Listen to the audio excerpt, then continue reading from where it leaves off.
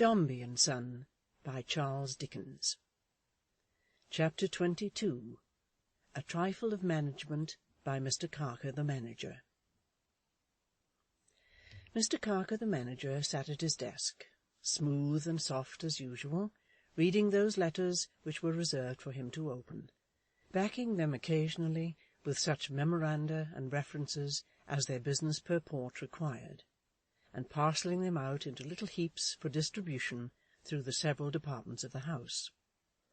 The post had come in heavy that morning, and Mr. Carker the Manager had a good deal to do. The general action of a man so engaged, pausing to look over a bundle of papers in his hand, dealing them round in various portions, taking up another bundle and examining its contents with knitted brows and pursed-out lips, dealing and sorting and pondering by turns, would easily suggest some whimsical resemblance to a player at cards. The face of Mr. Carker the Manager was in good keeping with such a fancy.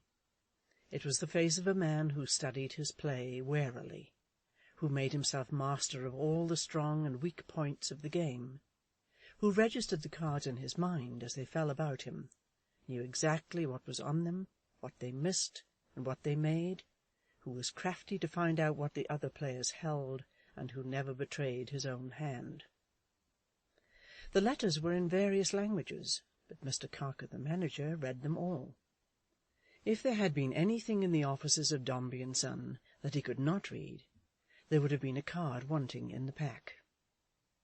He read almost at a glance, and made combinations of one letter with another, and one business with another, as he went on, adding new matter to the heaps, much as a man would know the cards at sight, and work out their combinations in his mind after they were turned.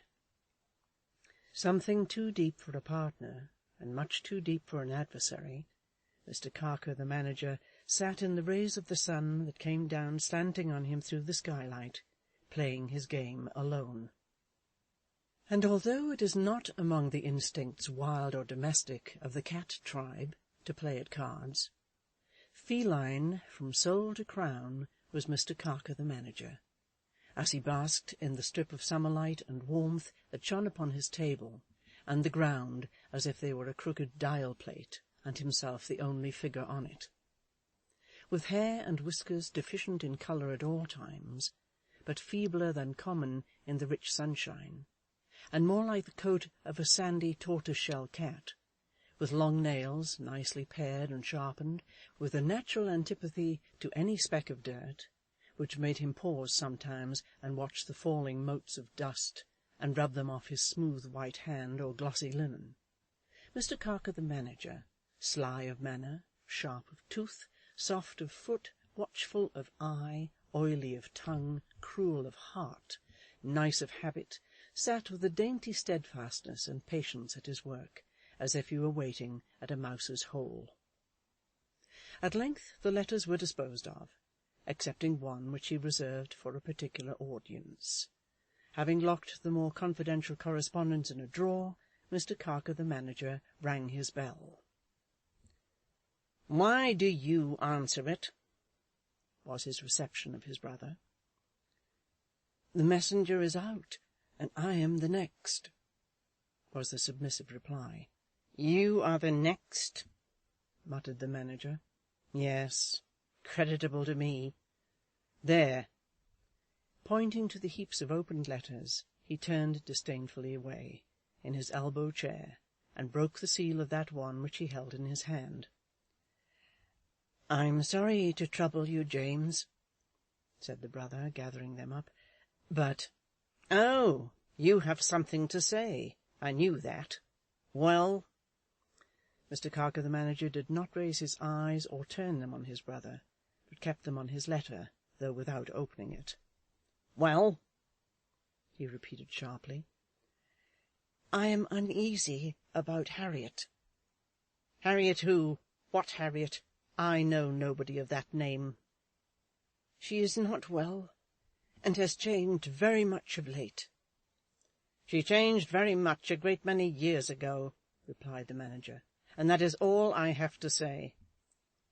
"I think, if you would hear me, "Why should I hear you, brother John?" returned the manager, laying a sarcastic emphasis on those two words, and throwing up his head, but not lifting his eyes. "I tell you, Harriet Carker made her choice many years ago between her two brothers. She may repent it, but she must abide by it." "Don't mistake me. I do not say she does repent it. It would be black ingratitude in me to hint at such a thing," returned the other. "Though, believe me, James, I am as sorry for her sacrifice as you." "As I?" exclaimed the manager. "As I?" "As sorry for her choice, for what you call her choice, as you are angry at it," said the junior. "Angry?" repeated the other, with a wide show of his teeth. "Displeased. Whatever word you like best. You know my meaning.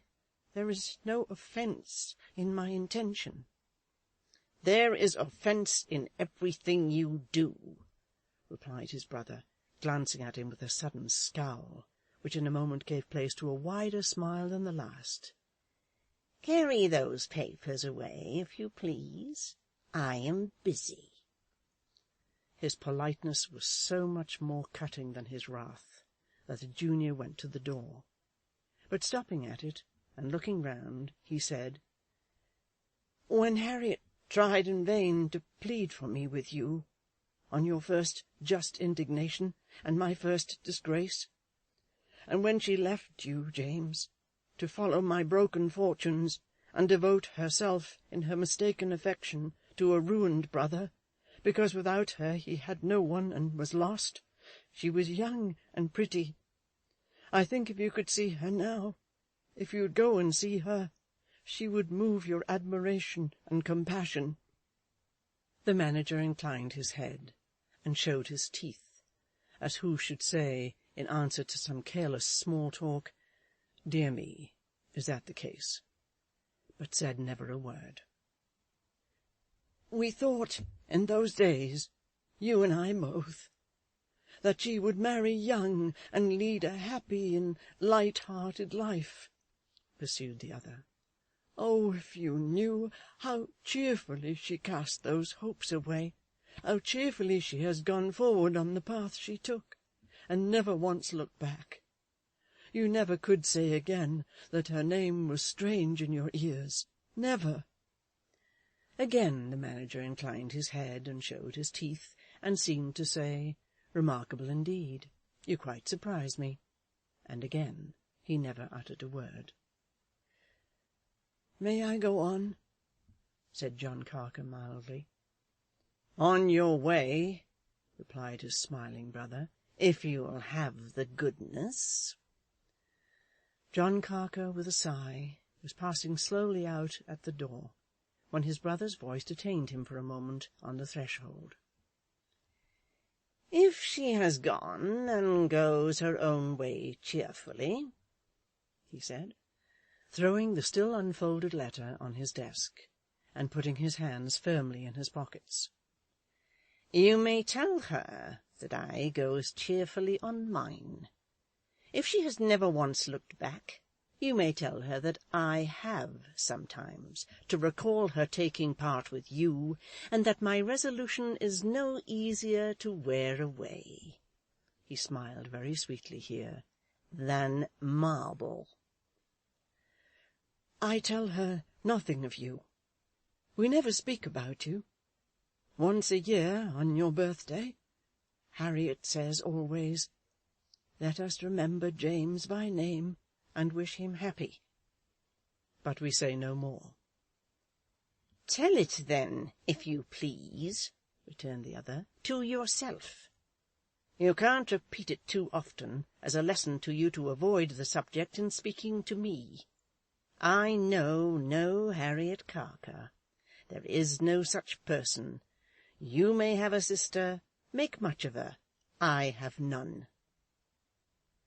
Mr. Carker the manager took up the letter again, and waved it with a smile of mock courtesy towards the door. Unfolding it as his brother withdrew, and looking darkly after him as he left the room, he once more turned round in his elbow chair, and applied himself to a diligent perusal of its contents. It was in the writing of his great chief, Mr. Dombey, and dated from Leamington. Though he was a quick reader of all other letters, Mr. Carker read this slowly, weighing the words as he went, and bringing every tooth in his head to bear upon them. When he had read it through once, he turned it over again, and picked out these passages. I find myself benefited by the change, and am not yet inclined to name any time for my return. I wish, Carker, you would arrange to come down once and see me here, and let me know how things are going on in person. I omitted to speak to you about young Gay. If not gone per son and heir, or if son and heir still lying in the docks, appoint some other young man, and keep him in the city for the present. I am not decided. Now that's unfortunate, said Mr. Carker the manager, expanding his mouth, as if it were made of india-rubber, for he's far away. Still that passage, which was in a postscript, attracted his attention and his teeth once more.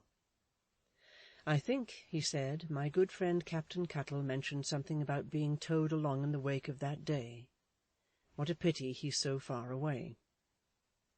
He refolded the letter, and was sitting trifling with it, standing it longwise and broadwise on his table, and turning it over and over on all sides, doing pretty much the same thing perhaps by its contents, when Mr. Perch, the messenger, knocked softly at the door, and coming in on tiptoe, bending his body at every step, as if it were the delight of his life to bow, laid some papers on the table. "Would you please to be engaged, sir?"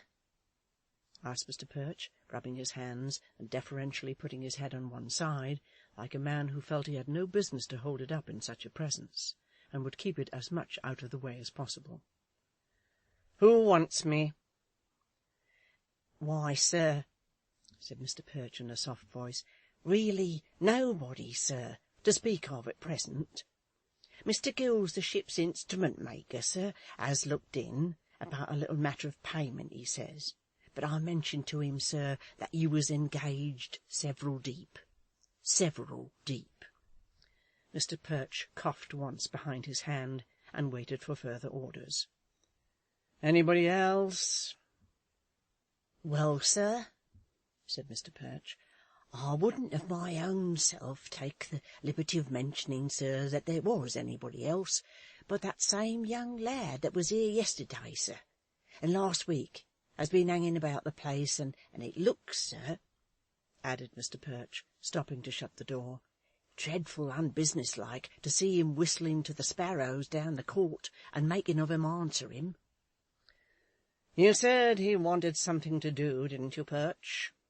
asked Mr. Carker, leaning back in his chair and looking at that officer.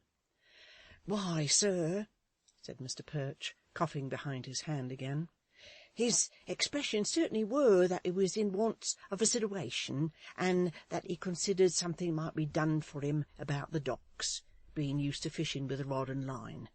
But—" Mr. Perch shook his head very dubiously indeed. "What does he say when he comes?" asked Mr. Carker. "Indeed, sir," said Mr. Perch, coughing another cough behind his hand, which was always his resource as an expression of humility when nothing else occurred to him, "his observation generally air that he would humbly wish to see one of the gentlemen, and he wants to earn a living.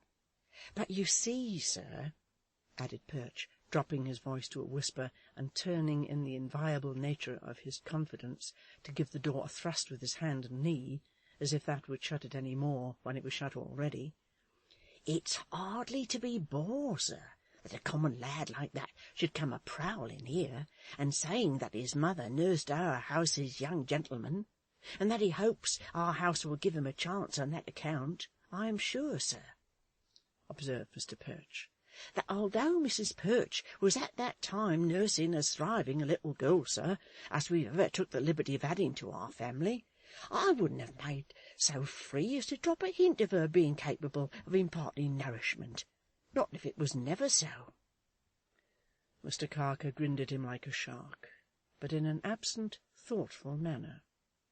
"Whether," submitted Mr. Perch, after a short silence and another cough, "it mightn't be best for me to tell him that if he was seen here any more, he would be given into custody, and to keep to it, with respect to bodily fear," said Mr. Perch. "I'm so timid myself by nature, sir, and my nerves is so unstrung by Mrs. Perch's state, that I could take my affidavit easy." "Let me see this fellow, Perch," said Mr. Carker. "Bring him in." "Yes, sir. Begging your pardon, sir," said Mr. Perch, hesitating at the door. "He's rough, sir, in appearance." "Never mind. If he's there, bring him in. I'll see Mr. Gills directly. Ask him to wait." Mr. Perch bowed, and shutting the door as precisely and carefully as if he were not coming back for a week, went on his quest among the sparrows in the court. While he was gone, Mr. Carker assumed his favourite attitude before the fireplace, and stood looking at the door, presenting, with his under lip tucked into the smile that showed his whole row of upper teeth, a singularly crouching pace. The messenger was not long in returning, followed by a pair of heavy boots that came bumping along the passage like boxes, with the unceremonious words, "Come along with you," a very unusual form of introduction from his lips. Mr. Perch then ushered into the presence a strong-built lad of 15, with a round red face, a round sleek head, round black eyes, round limbs, and round body, who, to carry out the general rotundity of his appearance, had a round hat in his hand, without a particle of brim to it. Obedient to a nod from Mr. Carker, Perch had no sooner confronted the visitor with that gentleman than he withdrew. The moment they were face to face alone, Mr. Carker, without a word of preparation, took him by the throat and shook him until his head seemed loose upon his shoulders. The boy, who in the midst of his astonishment could not help staring wildly at the gentleman with so many white teeth who was choking him, and at the office walls, as though determined, if he were choked, that his last look should be at the mysteries for his intrusion to which he was paying such a severe penalty, at last contrived to utter, "Come, sir, you let me alone, will you?" "Let you alone?" said Mr. Carker. "What? I have got you, have I?" There was no doubt of that, and tightly too. "You dog," said Mr. Carker through his set jaws, "I'll strangle you." Byler whimpered. Would he, though? Oh, no, he wouldn't. And what was he doing of? And why didn't he strangle somebody of his own size, and not him? But Byler was quelled by the extraordinary nature of his reception, and as his head became stationary, and he looked the gentleman in the face, or rather in the teeth, and saw him snarling at him, he so far forgot his manhood as to cry. "I haven't done nothing to you, sir," said Byler, otherwise Rob, otherwise Grinder, and always Toodle. "You young scoundrel," replied Mr. Carker, slowly releasing him, and moving back a step into his favourite position. "What do you mean by daring to come here?" "I didn't mean no harm, sir," whimpered Rob, putting one hand to his throat and the knuckles of the other to his eyes. "I'll never come again, sir. I only wanted work." "Work, young Cain that you are," repeated Mr. Carker, eyeing him narrowly. "Ain't you the idlest vagabond in London?" The impeachment, while it much affected Mr. Toodle junior, attached to his character so justly that he could not say a word in denial. He stood looking at the gentleman, therefore, with a frightened, self-convicted, and remorseful air. As to his looking at him, it may be observed that he was fascinated by Mr. Carker, and never took his round eyes off him for an instant. "Ain't you a thief?" said Mr. Carker, with his hands behind him in his pockets. "No, sir," pleaded Rob. "You are," said Mr. Carker. "I ain't indeed, sir," whimpered Rob. "I never did such a thing as thieve, sir, if you'll believe me. I know I've been a-going wrong, sir, ever since I took to bird-catching and walking-matching. I'm sure a cove might think," said Mr. Toodle, junior, with a burst of penitence, "that singing birds was innocent company. But nobody knows what harm is in them little creatures, and what they brings you down to." They seemed to have brought him down to a velveteen jacket and trousers, very much the worse for wear, a particularly small red waistcoat, like a georgette, and interval of blue check, and the hat before mentioned. "I ain't been home 20 times since them birds got their will of me," said Rob, "and that's 10 months. How can I go home when everybody's miserable to see me, I wonder," said Biler, blubbering outright and smearing his eyes with his coat cuff, "that I haven't been and drownded myself over and over again." All of which, including his expression of surprise at not having achieved this last scarce performance, the boy said, just as if the teeth of Mr. Carker drew it out of him, and he had no power of concealing anything with that battery of attraction in full play. "You're a nice young gentleman," said Mr. Carker, shaking his head at him. "There's hemp seed sown for you, my fine fellow." "I'm sure, sir," returned the wretched Biler, blubbering again, and again having recourse to his coat cuff. "I shouldn't care sometimes if it was growed too. My misfortunes all began in wagging, sir, but what could I do, excepting wag?" "Excepting what?" said Mr. Carker. "Wag, sir, wagging from school." "Do you mean pretending to go there and not going?" said Mr. Carker. "Yes, sir, that's wagging, sir," returned the quondam grinder, much affected. "I was chivied through the streets, sir, when I went there, and pounded when I got there. So I wagged and hid myself, and that began it." "And you mean to tell me," said Mr. Carker, taking him by the throat again, holding him out at arm's length and surveying him in silence for some moments, "that you want a place, do you?" "I should be thankful to be tried, sir," returned Toodle junior, faintly. Mr. Carker the manager pushed him backward into a corner. The boy, submitting quietly, hardly venturing to breathe, and never once removing his eyes from his face, and rang the bell. "Tell Mr. Gills to come here." Mr. Perch was too deferential to express surprise or recognition of the figure in the corner, and Uncle Sol appeared immediately. "Mr. Gills," said Carker with a smile, "sit down. How do you do? You continue to enjoy your health, I hope?" "Thank you, sir," returned Uncle Sol, taking out his pocket-book and handing over some notes as he spoke. "Nothing ails me in body but old age. 25, sir." "You are as punctual and exact, Mr. Gills," replied the smiling manager, taking a paper from one of his many drawers and making an endorsement on it, while Uncle Sol looked over him, "as one of your own chronometers. Quite right." "The son and heir has not been spoken, I find, by the list, sir," said Uncle Sol, with a slight addition to the usual tremor in his voice. "The son and heir has not been spoken," returned Carker. "There seems to have been tempestuous weather, Mr. Gills, and she has probably been driven out of her course." "She is safe, I trust, in heaven?" said old Sol. "She is safe, I trust, in heaven," assented Mr. Carker, in that voiceless manner of his, which made the observant young Toodle tremble again. "Mr. Gills," he added aloud, throwing himself back in his chair, "you must miss your nephew very much." Uncle Sol, standing by him, shook his head and heaved a deep sigh.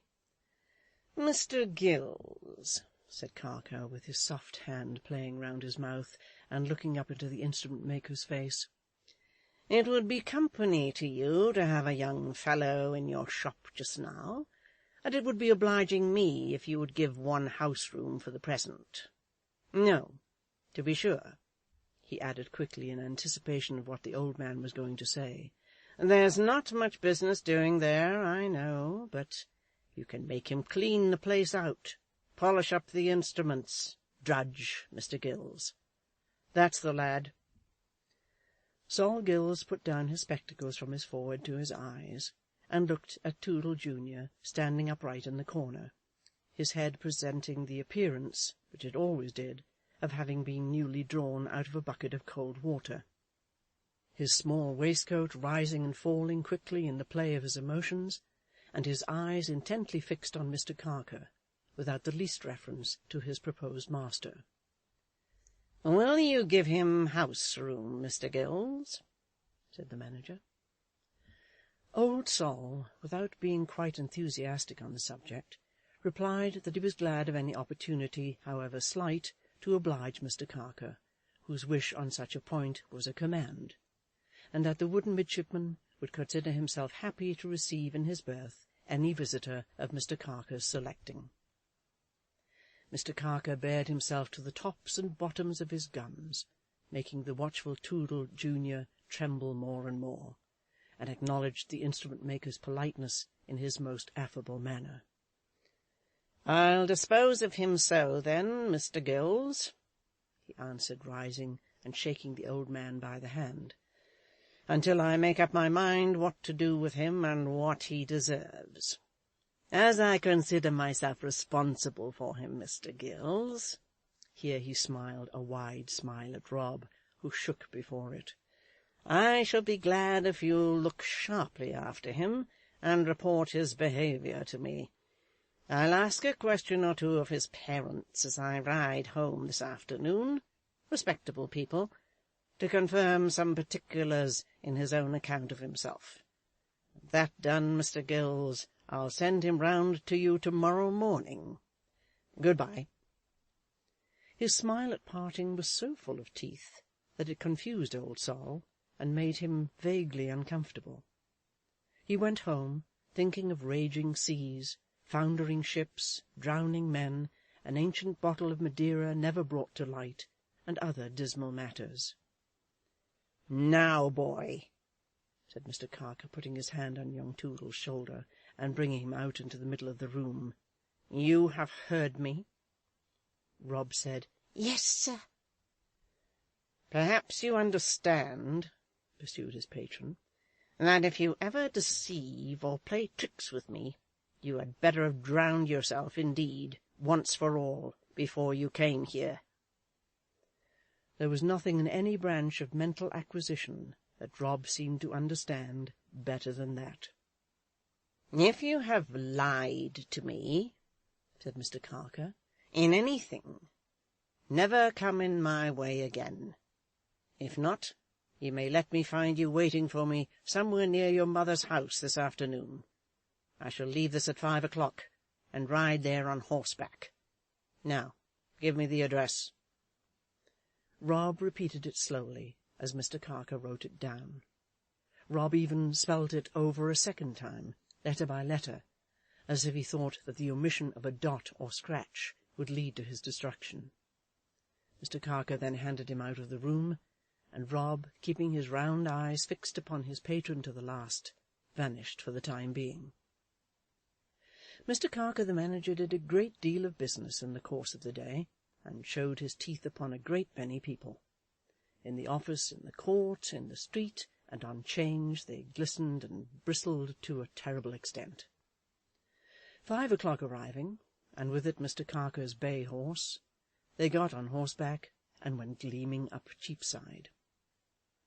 As no one can easily ride fast, even if inclined to do so, through the press and throng of the city at that hour, and as Mr. Carker was not inclined, he went leisurely along, picking his way among the carts and carriages, avoiding whenever he could the wetter and more dirty places in the over-watered road, and taking infinite pains to keep himself and his steed clean.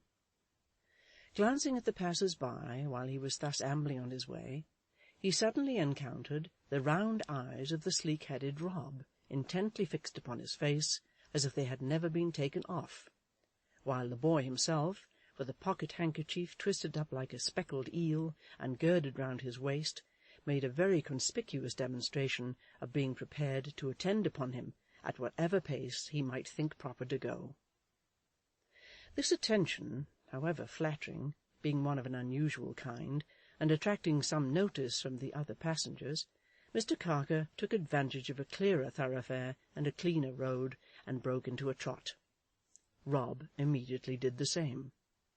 Mr. Carker presently tried a canter. Rob was still in attendance. Then a short gallop. It was all one to the boy. Whenever Mr. Carker turned his eyes to that side of the road, he still saw Toodle Junior holding his course, apparently without distress, and working himself along by the elbows after the most approved manner of professional gentlemen who get over the ground for wagers. Ridiculous as this attendance was, it was a sign of an influence established over the boy, and therefore Mr. Carker, affecting not to notice it, rode away into the neighbourhood of Mr. Toodle's house. On his slackening his pace here, Rob appeared before him to point out the turnings, and when he called to a man at a neighbouring gateway to hold his horse, pending his visit to the buildings that had succeeded Staggs's Gardens, Rob dutifully held the stirrup while the manager dismounted. "Now, sir," said Mr. Carker, taking him by the shoulder, "come along." The prodigal son was evidently nervous of visiting the parental abode. Mr. Carker pushing him on before, he had nothing for it but to open the right door and suffer himself to be walked into the midst of his brothers and sisters, mustered in overwhelming force round the family tea-table. At the sight of the prodigal in the grasp of a stranger, these tender relations united in a general howl, which smote upon the prodigal's breast so sharply when he saw his mother stand up among them, pale and trembling, with the baby in her arms, that he lent his own voice to the chorus.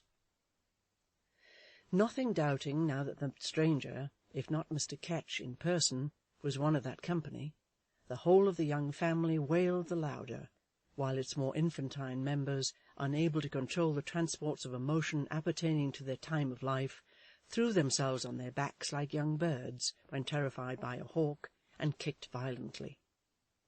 At length poor Polly, making herself audible, said with quivering lips, "Oh, Rob, my poor boy, what have you done at last?" "Nothing, mother," cried Rob in a piteous voice. "Ask the gentleman." "Don't be alarmed," said Mr. Carker. "I want to do him good." At this announcement, Polly, who had not cried yet, began to do so. The elder Toodles, who appeared to have been meditating a rescue, unclenched their fists. The younger Toodles clustered round their mother's gown, and peeped from under their own chubby arms at their desperado brother and his unknown friend. Everybody blessed the gentleman with the beautiful teeth, who wanted to do good. "This fellow," said Mr. Carker to Polly, giving him a gentle shake, "is your son, eh, ma'am?" "Yes, sir," sobbed Polly with a curtsy. "Yes, sir." "A bad son, I'm afraid?" said Mr. Carker. "Never a bad son to me, sir," returned Polly. "To whom, then?" demanded Mr. Carker. "He has been a little wild, sir," returned Polly, checking the baby, who was making convulsive efforts with his arms and legs to launch himself on Biler through the ambient air, "and has gone with wrong companions. But I hope he has seen the misery of that, sir, and will do well again." Mr. Carker looked at Polly, and the clean room, and the clean children, and the simple Toodle face, combined of father and mother, that was reflected and repeated everywhere about him, and seemed to have achieved the real purpose of his visit. "Your husband, I take it, is not at home?" he said. "No, sir," replied Polly. "He's down the line at present. The prodigal Rob seemed very much relieved to hear it. Though still in the absorption of all his faculties in his patron, he hardly took his eyes from Mr. Carker's face, unless for a moment at a time to steal a sorrowful glance at his mother. "Then," said Mr. Carker, "I'll tell you how I have stumbled on this boy of yours, and who I am, and what I am going to do for him." This Mr. Carker did in his own way, saying that he at first intended to have accumulated nameless terrors on his presumptuous head for coming to the whereabout of Dombey and Son; that he had relented in consideration of his youth, his professed contrition, and his friends; that he was afraid he took a rash step in doing anything for the boy, and one that might expose him to the censure of the prudent, but that he did it of himself and for himself, and risked the consequences single-handed, and that his mother's past connection with Mr. Dombey's family had nothing to do with it, and that Mr. Dombey had nothing to do with it, but that he, Mr. Carker, was the be-all and the end-all of this business. Taking great credit to himself for his goodness, and receiving no less from all the family then present, Mr. Carker signified, indirectly, but still pretty plainly, that Rob's implicit fidelity, attachment, and devotion were for evermore his due, and the least homage he could receive. And with this great truth Rob himself was so impressed, that, standing gazing on his patron with tears rolling down his cheeks, he nodded his shiny head until it seemed almost as loose as it had done under the same patron's hands that morning. Polly, who had passed heaven knows how many sleepless nights on account of this, her dissipated firstborn, and had not seen him for weeks and weeks, could have almost kneeled to Mr. Carker the manager, as to a good spirit, in spite of his teeth. But Mr. Carker rising to depart, she only thanked him with her mother's prayers and blessings, thanks so rich when paid out of the heart's mint, especially for any service Mr. Carker had rendered that he might have given back a large amount of change, and yet been overpaid. As that gentleman made his way among the crowding children to the door, Rob retreated on his mother, and took her and the baby in the same repentant hug. "I'll try hard, dear mother, now. Upon my soul I will," said Rob. "Oh, do, my dear boy. I'm sure you will, for our sakes and your own," cried Polly, kissing him. "But you're coming back to speak to me when you've seen the gentleman away?" "I don't know, mother." Rob hesitated and looked down. "Father, when's he coming home?" "Not till 2 o'clock tomorrow morning." "I'll come back, mother dear," cried Rob, and passing through the shrill cry of his brothers and sisters in reception of this promise, he followed Mr. Carker out. "What?" said Mr. Carker, who had heard this. "You have a bad father, have you?" "No, sir," returned Rob, amazed. "There ain't a better nor a kinder father going than mine is." "Why don't you want to see him, then?" inquired his patron. "There's such a difference between a father and a mother, sir," said Rob, after faltering for a moment. "He couldn't hardly believe yet that I was going to do better, though I know he'd try to. But a mother, she always believes what's good, sir. At least I know my mother does. God bless her." Mr. Carker's mouth expanded, but he said no more until he was mounted on his horse and had dismissed the man who held it, when, looking down from the saddle steadily into the attentive and watchful face of the boy, he said, "You'll come to me tomorrow morning, and you shall be shown where that old gentleman lives. That old gentleman who was with me this morning. Where you are going, as you heard me say." "Yes, sir," returned Rob. "I have a great interest in that old gentleman, and in serving him you serve me, boy. Do you understand? Well," he added, interrupting him, for he saw his round face brighten when he was told that, "I see you do.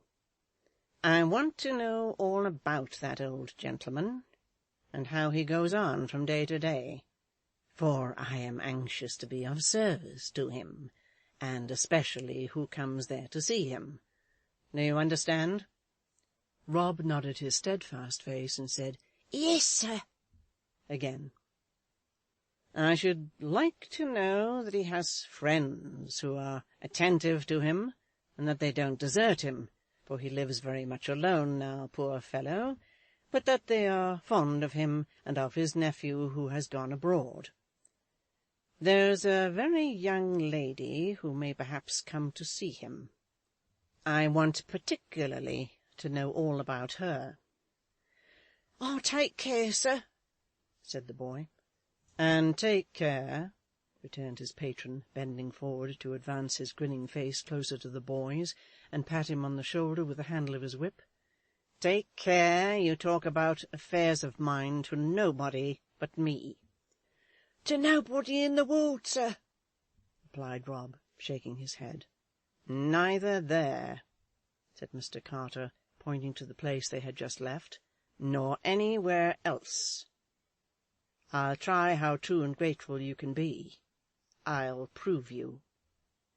Making this, by his display of teeth and by the action of his head, as much a threat as a promise, he turned from Rob's eyes, which were nailed upon him as if he had won the boy by a charm, body and soul, and rode away.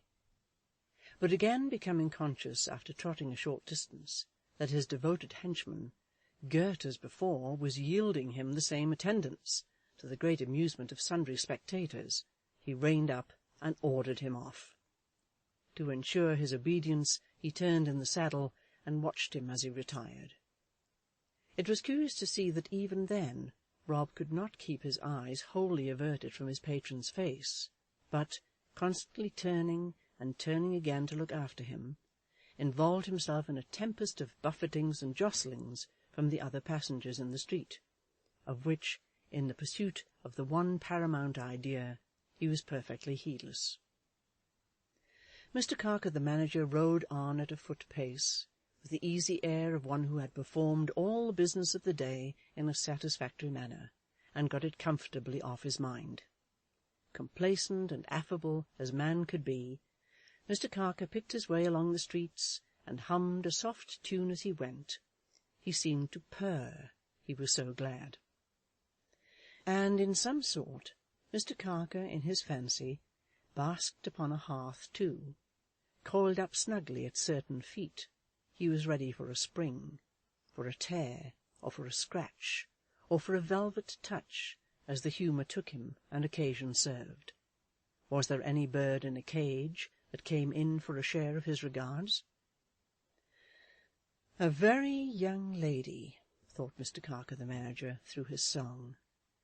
"Aye, when I saw her last she was a little child, with dark eyes and hair, I recollect, and a good face, a very good face. I dare say she's pretty." More affable and pleasant yet, and humming his song until his many teeth vibrated to it, Mr. Carker picked his way along, and turned at last into the shady street where Mr. Dombey's house stood. He had been so busy winding webs round good faces, and obscuring them with meshes, that he hardly thought of being at this point of his ride, until, glancing down the cold perspective of tall houses, he reined in his horse quickly within a few yards of the door. But to explain why Mr. Carker reined in his horse quickly, and what he looked at in no small surprise, a few digressive words are necessary. Mr. Toots, emancipated from the Blimber thraldom, and coming into the possession of a certain portion of his worldly wealth, which, as he had been wont, during his last half-year's probation, to communicate to Mr. Feeder every evening as a new discovery, the executors couldn't keep him out of, had applied himself with great diligence to the science of life. Fired with a noble emulation to pursue a brilliant and distinguished career, Mr. Toots had furnished a choice set of apartments, had established among them a sporting bower, embellished with the portraits of winning horses, in which he took no particle of interest, and a divan which made him poorly. In this delicious abode, Mr. Toots devoted himself to the cultivation of those gentle arts which refine and humanize existence, his chief instructor in which was an interesting character called the Game Chicken, who was always to be heard of at the bar of the Black Badger, wore a shaggy white greatcoat in the warmest weather, and knocked Mr. Toots about the head 3 times a week for the small consideration of 10 6 per visit. The Game Chicken, who was quite the Apollo of Mr. Toots's pantheon, had introduced to him a marker who taught billiards, a lifeguard who taught fencing, a job-master who taught riding, a Cornish gentleman who was up to anything in the athletic line, and 2 or 3 other friends connected no less intimately with the fine arts, under whose auspices Mr. Toots could hardly fail to improve apace, and under whose tuition he went to work. But however it came about, it came to pass, even while these gentlemen had the gloss of novelty upon them, that Mr. Toots felt, he didn't know how, unsettled and uneasy. There were husks in his corn that even game chickens couldn't peck up, gloomy giants in his leisure that even game chickens couldn't knock down. Nothing seemed to do Mr. Toots so much good as incessantly leaving cards at Mr. Dombey's door. No tax-gatherer in the British dominions, that widespread territory on which the sun never sets, and where the tax-gatherer never goes to bed, was more regular and persevering in his calls than Mr. Toots. Mr. Toots never went upstairs, and always performed the same ceremonies, richly dressed for the purpose, at the hall door. "Oh, good morning," would be Mr. Toots's first remark to the servant. "For Mr. Dombey," would be Mr. Toots's next remark, as he handed in a card. "For Miss Dombey," would be his next, as he handed in another. Mr. Toots would then turn around as if to go away, but the man knew him by this time, and knew he wouldn't. "Oh, I beg your pardon," Mr. Toots would say, as if a thought had suddenly descended on him. "Is the young woman at home?" The man would rather think she was, but wouldn't quite know. Then he would ring a bell that rang upstairs, and would look up the staircase and would say, yes, she was at home and was coming down. Then Miss Nipper would appear, and the man would retire. "Oh, how-de-do," Mr. Toots would say, with a chuckle and a blush. Susan would thank him, and say she was very well. "How's Diogenes going on?" would be Mr. Toots's second interrogation. Very well indeed. Miss Florence was fonder and fonder of him every day. Mr. Toots was sure to hail this with a burst of chuckles, like the opening of a bottle of some effervescent beverage. "Miss Florence is quite well, sir," Susan would add. "Oh, it's of no consequence, thank'ee," was the invariable reply of Mr. Toots, and when he had said so, he always went away very fast. Now it is certain that Mr. Toots had a filmy something in his mind, which led him to conclude that if he could aspire successfully in the fullness of time to the hand of Florence, he would be fortunate and blessed. It is certain that Mr. Toots, by some remote and roundabout road, had got to that point, and that there he made a stand. His heart was wounded. He was touched. He was in love. He had made a desperate attempt one night, and had sat up all night for the purpose, to write an acrostic on Florence, which affected him to tears in the conception. But he never proceeded in the execution further than the words, "For when I gaze," the flow of imagination in which he had previously written down the initial letters of the other 7 lines, deserting him at that point. Beyond devising that very artful and politic measure of leaving a card for Mr. Dombey daily, the brain of Mr. Toots had not worked much in reference to the subject that held his feelings prisoner. But deep consideration at length assured Mr. Toots that an important step to gain was the conciliation of Miss Susan Nipper, preparatory to giving her some inkling of his state of mind. A little light and playful gallantry towards this lady seemed the means to employ in that early chapter of the history for winning her to his interests. Not being able to quite make up his mind about it, he consulted the chicken, without taking that gentleman into his confidence, merely informing him that a friend in Yorkshire had written to him, Mr. Toots, for his opinion on such a question.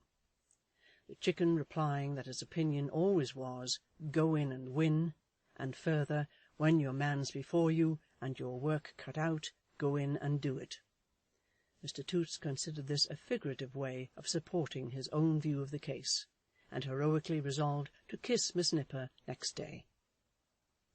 Upon the next day, therefore, Mr. Toots, putting into requisition some of the greatest marvels that Burgess and Co. had ever turned out, went off to Mr. Dombey's upon this design. But his heart failed him so much, as he approached the scene of action, that, although he arrived on the ground at 3 o'clock in the afternoon, it was 6 before he knocked at the door. Everything happened as usual, down to the point where Susan said her young mistress was well, and Mr. Toots said it was of no consequence. To her amazement, Mr. Toots, instead of going off like a rocket after that observation, lingered and chuckled. "Perhaps you'd like to walk upstairs, sir?" said Susan. "Well, I think I will come in," said Mr. Toots. But instead of walking upstairs, the bold Toots made an awkward plunge at Susan when the door was shut, and embracing that fair creature, kissed her on the cheek. "Oh, go along with you!" cried Susan, "or I'll tear your eyes out." "Just another," said Mr. Toots. "Go along with you!" exclaimed Susan, giving him a push. "Innocents like you two, who'll begin next? Go along, sir." Susan was not in any serious strait, for she could hardly speak for laughing. But Diogenes on the staircase, hearing a rustling against the wall and a shuffling of feet, and seeing through the banisters that there was some contention going on, and foreign invasion in the house, formed a different opinion, dashed down to the rescue, and in the twinkling of an eye had Mr. Toots by the leg. Susan screamed, laughed, opened the street door, and ran downstairs. The bold Toots tumbled staggering out into the street, with Diogenes holding on to one leg of his pantaloons, as if Burgess and Co. were his cooks, and had provided that dainty morsel for his holiday entertainment. Diogenes, shaken off, rolled over and over in the dust, got up again, whirled round the giddy Toots, and snapped at him, and all this turmoil Mr. Carker, reining up his horse and sitting a little at a distance, saw to his amazement issue from the stately house of Mr. Dombey. Mr. Carker remained watching the discomfited Toots when Diogenes was called in and the door shut, and while that gentleman, taking refuge in a doorway near at hand, bound up the torn leg of his pantaloons with a costly silk handkerchief that had formed part of his expensive outfit for the Advent.